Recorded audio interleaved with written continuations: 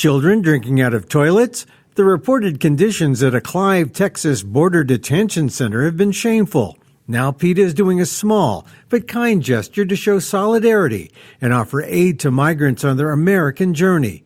This week, PETA Latino members will be outside a migrant respite center in Brownsville, distributing free vegan ice cream and soy milk to those leaving the shelter.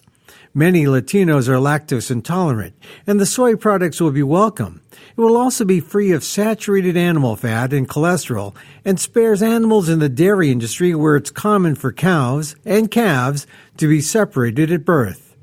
PETA's position on the border situation hasn't changed from the beginning of the child separations that began in July 2018.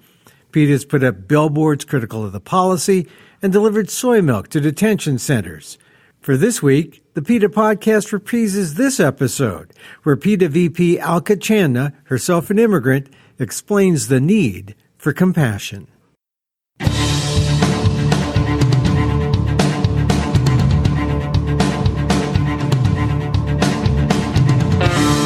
Welcome to the PETA Podcast. I'm Emil Guillermo, your host for this behind-the-scenes look at PETA, the largest animal rights organization in the world. Here we talk to the key players at PETA and the movement and ask them about how animal rights change their lives and how they stay motivated to make the world a better place for the animals. On today's episode, PETA takes a stand on the southern border with 2 billboards showing a mother cow's love for her children and claiming that separating cows or any animals from their children is no different than the government separating children from migrant families. You know, there are 2 responses. One is to open your heart and say, yes, of course, cows love their offspring. Of course, the mother cow loves her child. And yes, of course, she shouldn't be separated from her children. So that's one response. And the other one is to close up tight and say, wait a second, we're not them. Dr. Alka Chandna, a PETA vice president and an immigrant herself, talks about how it doesn't matter the species, separating children from parents isn't right. You know, although I immigrated here quite a while ago, you know, I'm still not white. And so I still carry the burden of being seen as the other in a predominantly white society. So when I see those children being taken away from their parents, I do see it as a devaluation of the meaning of a bond in a non-white family.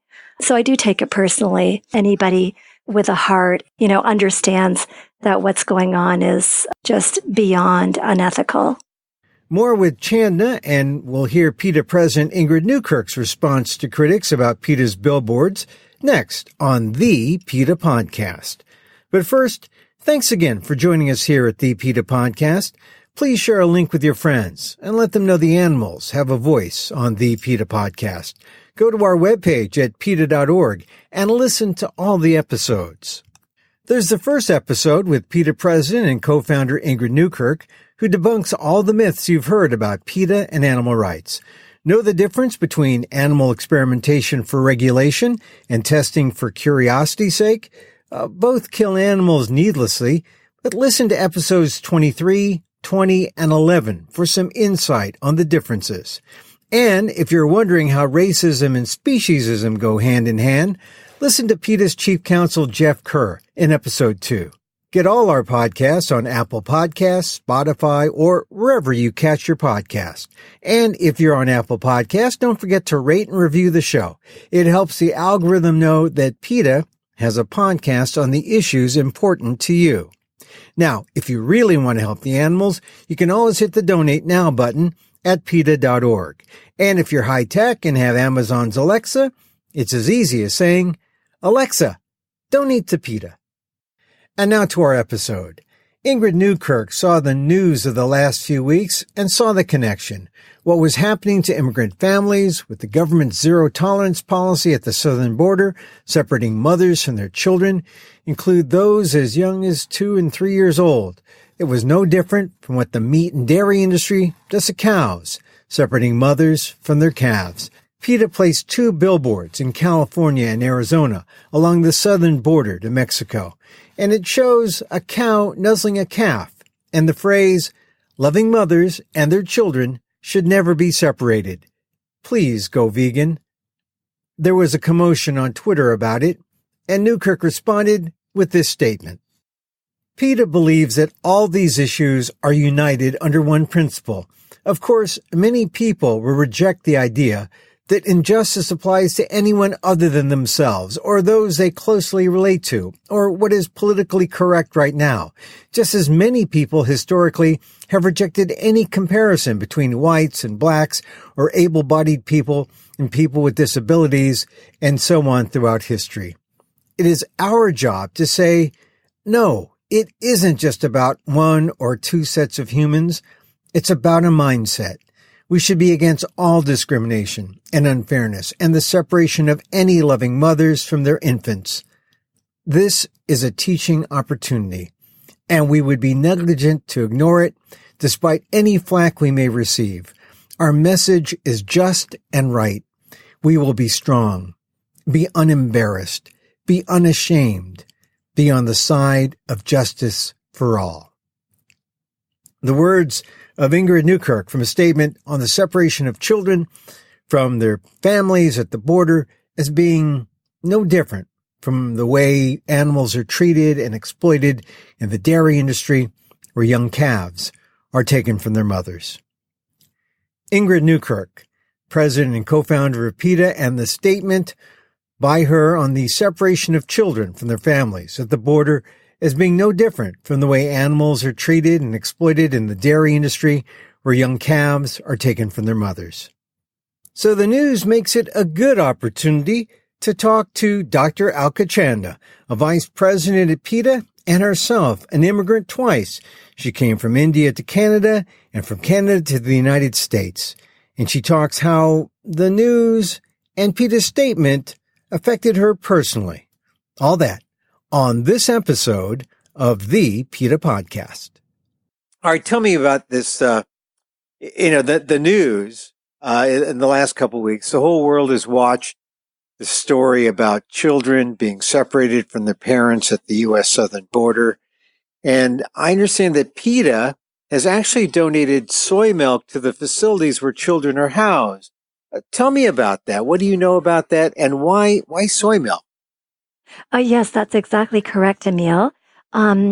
People may not know that between 50 and 80% of Latinos, and this is according to the National Institutes of Health, between 50 and 80% of Latinos are actually lactose intolerant. So we were very concerned that all of these hapless children who have been placed unethically in detention away from their parents are perhaps not being given proper nutrition or nutrition that would suit their bodies and their physiological needs. So while our government tries to get its act in order to do what's ethically correct by these parents who were only seeking asylum and the children who were wrongfully taken away from them in a very unethical manner, PETA thought that we should step in and at least provide some nutrition for these children. Boy, that's pretty high. 80% could possibly lactose intolerant? Yeah, that's a figure that we got from the NIH, and they track these sorts of things, what populations are able to tolerate and not able to tolerate something like cow's milk. But, in a lot of ways, that's not that surprising, given that cow's milk is, of course, intended for baby calves and not for humans. It would be considered a foreign substance when we take it into our bodies. And there are certain proteins that our bodies respond to negatively. Even people who seem to be able to digest dairy, cow's milk, actually have some reaction that they're not immediately aware of. And then that becomes known in longer term negative responses in the body to that compound. So even if, I know that Asians and Asian Americans generally are known to be lactose intolerant. And maybe I know that because I'm Asian American. I didn't know that was true when it came to Latino populations. But your explanation makes sense when you consider if it is this foreign substance maybe to some degree, we all are lactose intolerant. Some are just more so than others, or to a greater degree, and display the impacts of eating dairy. So maybe the message also is stay away from dairy. I think that's a fair statement, to say that dairy is going to be problematic health-wise to everyone, all human beings, because it is not intended for human beings. I like what one medical doctor says, where he says that when you think about what cow's milk is, this is a product that's intended to take a small baby calf and turn him or her into a massive cow in a relatively short period. I don't know that many people who want to have that sort of conversion happen in their bodies. And it's not just that this is going to be a substance, a product that has excessive calories and a lot of sugar. But when people investigate things like carcinogens, dairy, cow's milk actually figures pretty prominently in the list of carcinogenic compounds that we might consume. A lot of the kids who are taken away, well, they're of all ages. I guess if you are, say, above 2 or 3, it's more critical because you may be drinking milk, and soy milk would be a great thing. But what about formula, or what about the infants, those who might still be breastfeeding? What happens to them? I mean, I haven't really heard much about infants. I think I've heard that some of the children were as young as maybe 3. But what is your information been? Yeah, it's just a catastrophic situation. And I remember a couple of weeks ago that there was the really shocking news that there were secret facilities being built around or opened around the country, I should say, where very young infants were being housed after being separated from their parents. And so, yes, you're absolutely correct. These infants could well have been breastfeeding.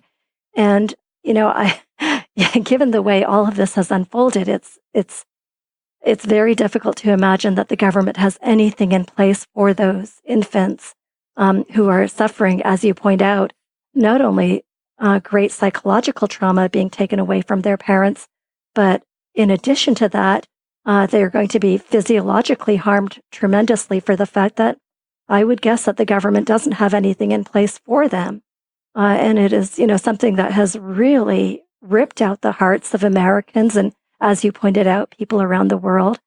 And so, yeah, something has to be done here. I mean, reunification as quickly as possible. And this soy milk delivery from PETA is really an act is a humanitarian act. One thing this week PETA did was place an ad that references this separation. I've seen the ad.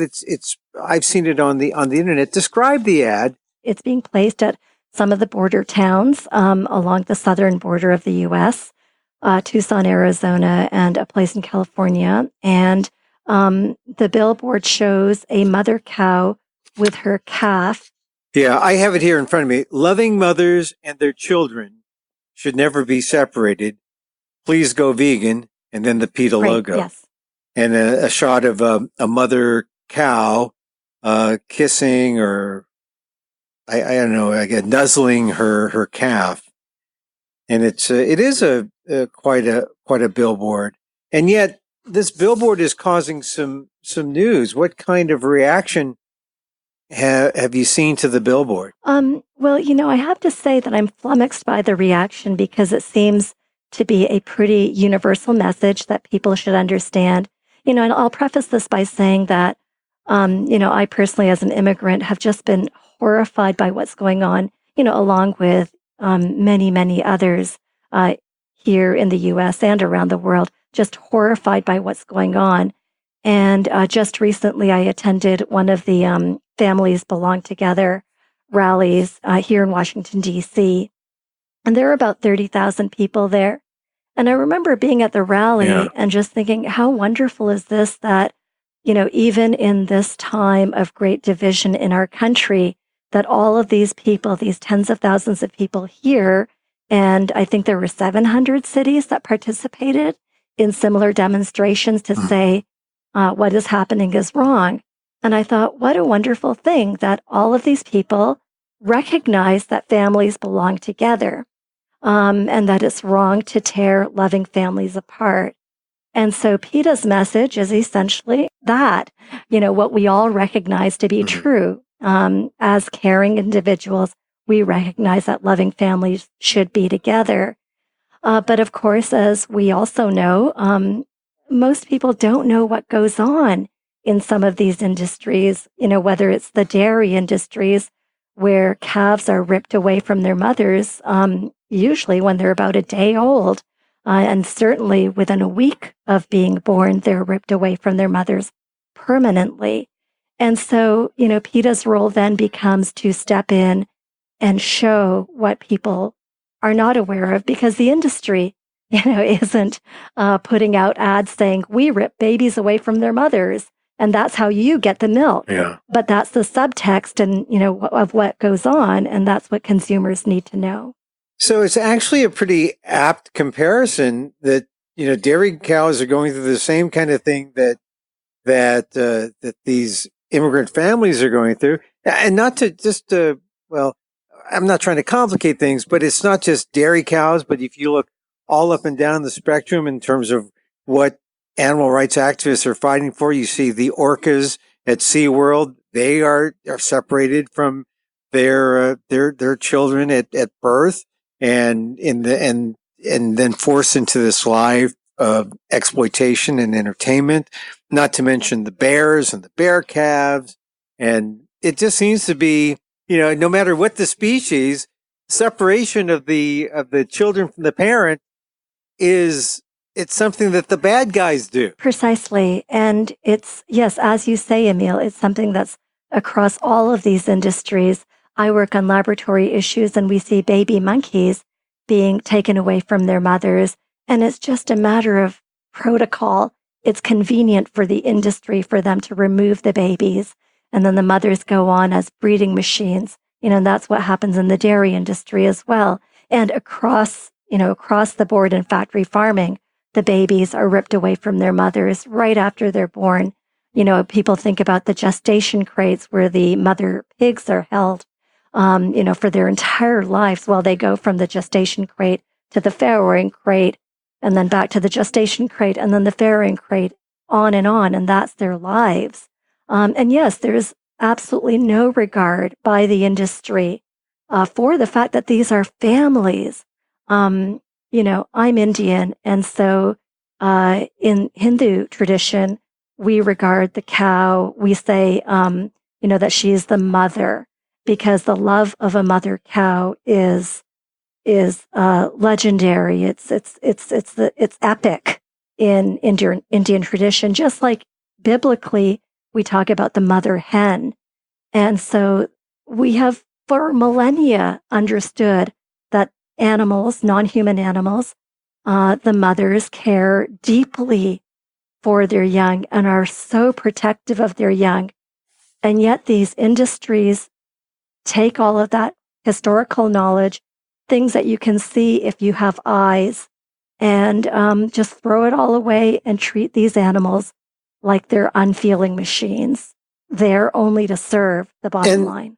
Yeah, and it seems also that, bringing up this connection between mother and child, this family connection that exists in not just cows, but orcas and bears and all these other animals and how they're separated. Well, it really doesn't matter about species. And if we understand this about human beings, we should be able to understand it about animals and vice versa.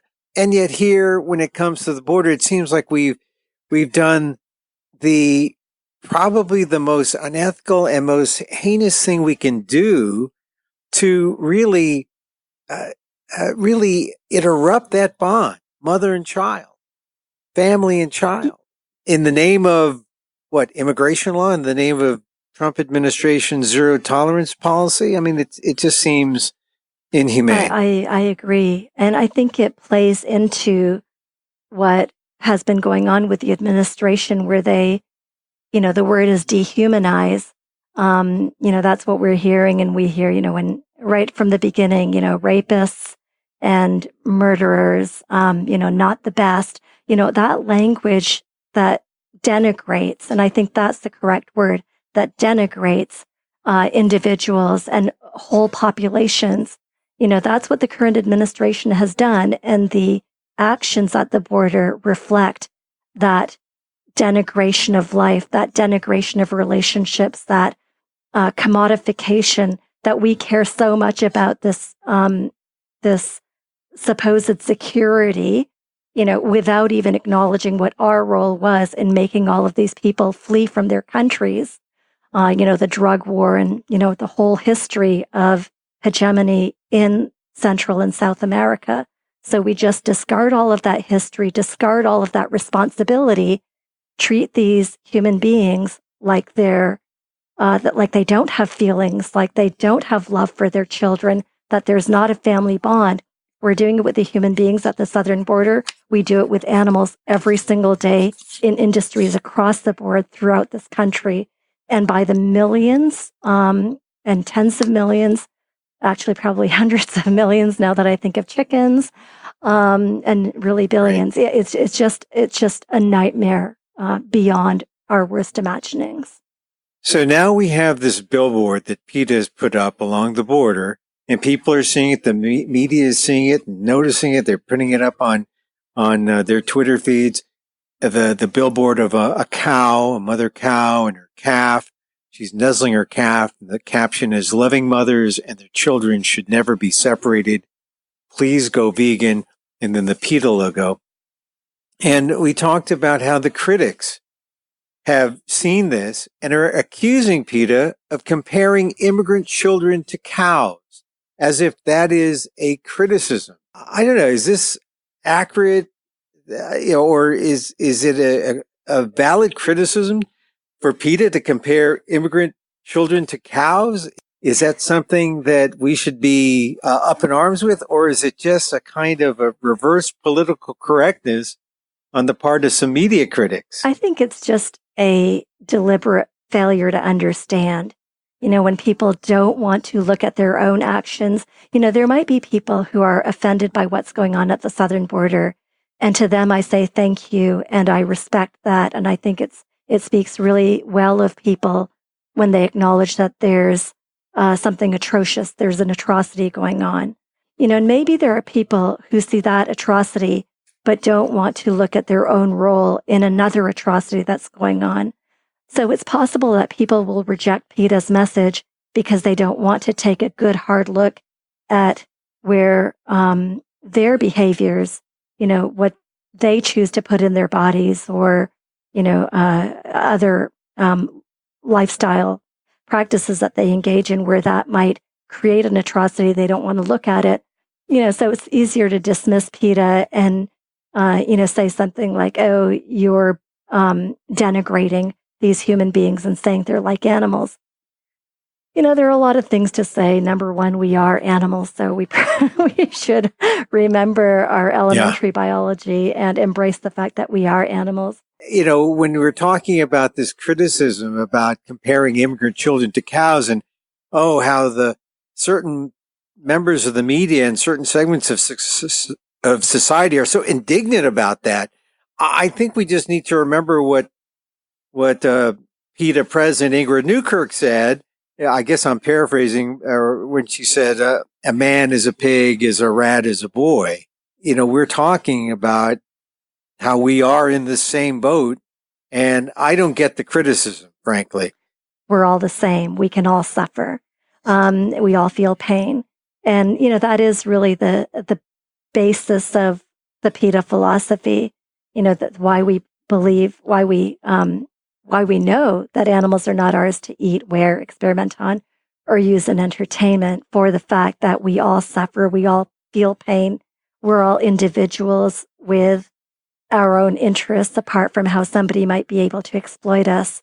So you have the current administration exploiting the people who are coming in from the southern border and wanting to further a political agenda, based on racism and hatred of the other.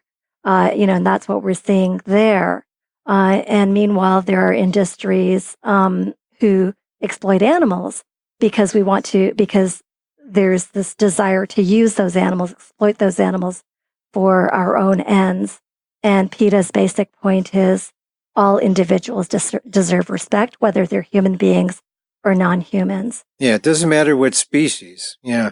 So, Alka, I know this is a personal issue for you because you yourself are an immigrant to the U.S. And in fact, you're a double immigrant because you immigrated first to Canada. I tell me about your personal feelings about this story. Just when you first heard it and you saw how it just kept building with the ad that PETA put out and the reaction to that ad. Certainly I feel a lot of resonance with immigrant populations because, as you point out, I was just under 3 years old. I was about a month shy for my third birthday when my family and I immigrated to Canada from India. And then I moved to the U.S. about 20 years ago.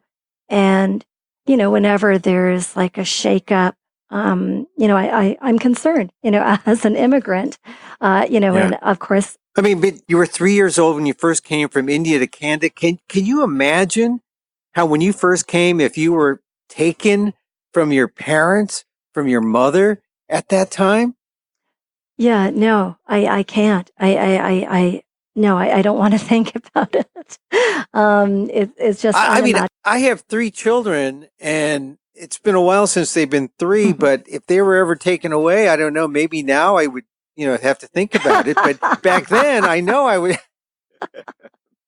Back then, I know I'd be horrified. Of course. I mean, and just knowing where are they? I'd be worried sick. I couldn't live with myself. And, the idea of what the parents must be going through, fighting the law on the one hand, fighting in the immigration court, and then fighting this this reunification issue. Absolutely. And so there you were as a 3-year-old in Canada. Yeah. And I should explain that, so I moved to Canada in 1966. And at that time, people from non-white countries could only immigrate to Canada if they were pursuing higher education or professionals. So there was sort of a bar that non-whites had to step over in order for them to be permitted into Canada. A level of racism was part of my coming to Canada. It was already there. And then it was very much part of the society, especially back in the 60s and the 70s. And I remember when I was 16 years old, my older sister was going to university then, and she used to bring home these alternative weekly papers, and I would read those. And it was sort of like the height of racism against people from the Indian diaspora. And so there were anti-racism demonstrations in Toronto, and then there were pro-racism demonstrations in Toronto. And so I remember, this is where it links to everything that we're talking about here, Emil. I remember that there was a pro-racism rally in Toronto, and there was a person who was wearing a gorilla costume who was holding a sign that said, "I want my rights too." So I was 16, which means this was about 1979. And so this was like before PETA started. It was before I knew that there was something called the animal rights movement. It was before I even, self-identified as somebody who believed in animal rights. I hadn't read Peter Singer's Animal Liberation. But I remember looking at that photograph and thinking, rather than, I didn't think, oh my gosh, he's comparing me to a gorilla. I thought, why shouldn't gorillas have rights? What a weird sign. Of course gorillas should have rights. Of course they should be left alone. So I think that when you see things like PETA's billboard, there are 2 responses. One is to open your heart and say, yes, of course cows love their offspring. Of course the mother cow loves her child. And yes, of course, she shouldn't be separated from her children. So that's one response. And the other one is to close up tight and say, wait a second, we're not them, and to denigrate cows and any other species, for fear of whatever you're afraid of. But I think the loving approach is the better one. Yeah, or to find the negative. I mean, I can relate to that as a Filipino, and my father first came to America in the 20s. He was called Monkey, and some people would say, "Oh, well, that was to denigrate him as an Asian monkey." But I can see also where, and if you want to put him down, if that's your stance, yeah, that's bad. But on another level, to say that a person is like a monkey when you compare them with these other positive aspects, like, oh, look how smart the monkey is, or look how how caring, or how the monkey treats his family member. That's a positive. That's not a negative. So I think we need to see the context before we just automatically in a knee-jerk way say, oh, he's comparing us to this. Or, we're comparing these immigrants to cows. Right. It's not long ago. I can't remember, like maybe it was about 7 or 8 years ago, there was a politician in Virginia who called out an Indian reporter and called him macaca, which, macaque, monkey. Oh, yeah. And of course, like the politician was being racist. But, I've watched a lot of monkeys and I've read a lot about monkeys. They're very empathetic. Yeah. They put themselves in harm's way rather than see, their compatriot being harmed. There are a lot of qualities about monkeys, which I wish we had as human beings. We're not like that. We're not as caring. We don't deprive ourselves if it means that somebody else is not going to get hurt. But monkeys do. So I say embrace your inner monkey. Yeah, I mean, it's all context, like I remember when the monkey's a good thing to use because people, sometimes when it's used in this way where it's an epithet and oh my goodness, as because that was what they called my father, I was my dander goes up. But, if it's said about the positive aspects of the Monkey King, oh, well then, yeah. Alka, I just want to ask you one final question. When you hear the stories about the immigrant children being separated, you really do feel it in a special way because you're an immigrant, even though it's been years since you actually immigrated here? Oh, yes. Although I immigrated here quite a while ago, I'm still not white. And so I still carry the burden of being seen as the other in a predominantly white society. So when I see those children being taken away from their parents, I do see it as a devaluation of the meaning of a bond in a non-white family. So I do take it personally, and it is impacting. I think I don't mean to set myself apart. I think anybody with a heart, anybody with a sense of consciousness, understands that what's going on is just beyond unethical. Tell me about how you felt when you saw the note that PETA president and co-founder Ingrid Newkirk wrote. She sent it to people within PETA. Tell me what you thought when you saw her response to the critics about the billboard. And almost immediately after reading it, I wrote back and I said, hallelujah, because my heart just swelled with pride that PETA is an organization that will do what's unpopular to say what's right. There are other animal groups out there, and I respect, anyone who does anything to make this a kinder world for animals who suffer so greatly because of human tyranny. But what I really love about PETA, what I've loved about PETA since I volunteered for the organization when I was an undergraduate at university back in the mid-'80s, what I've always loved is this fact that, certain things are non-negotiable. It is not negotiable that animals are not ours. They are not ours. and they deserve to live a life free from harassment.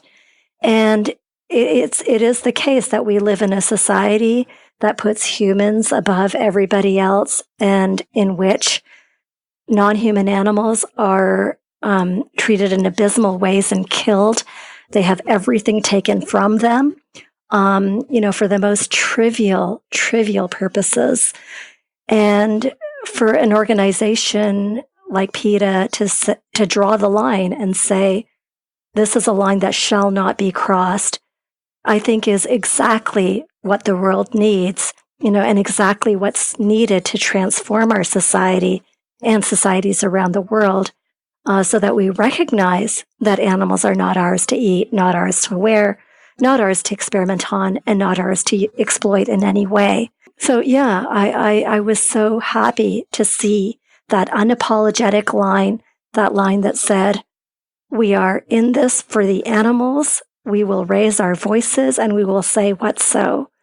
And I have always been inspired by PETA and Ingrid Newkirk, and inspired by the message that the organization brings to the world. And I think, and it's a source of great pride for me to be able to be part of the work that PETA does. Tell me one last thing about the soy milk delivery to the border. Has there been any pushback? Has the milk gotten to the children in the facilities where they're housed? Has it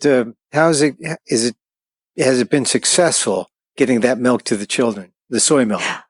Yes, I saw an update about that this morning, Emil, and I saw that the milk has arrived and it was welcomed with open arms. The humanitarian workers who are working there at these facilities where the children have been housed for now are really grateful for any help. And I saw notes from the folks from PETA Latino who delivered the milk, saying that it was very moving for them to be there and to see the children and to see the humanitarian workers, and to know that, in this small way we would be helping. Alka Chandna, newly minted PETA Vice President. Congratulations on that. Thank you. It's such a great honor. And thank you for being a guest on the podcast. Thank you so much, Emil. As always, it was very nice chatting with you.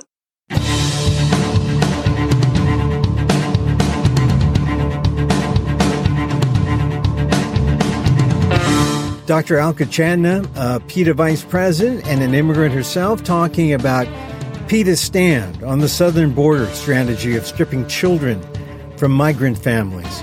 And as I speak, the reunification deadline has yet to be met. Children are still separated and not reunified, and the cruel, inhumane treatment continues. You can take action by going to PETA.org.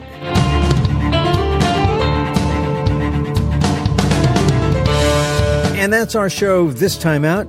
Contact us at PETA.org. You can find me on Twitter at Emil Lamont or on AMOK.com. Once again, thank you for listening. Check out all our episodes on Apple Podcasts, where you can rate and review the show. It helps get the word out about the issues you care about. And don't forget, you can help the animals and PETA, especially if you have Amazon's Alexa. It's as simple as saying, Alexa, donate to PETA.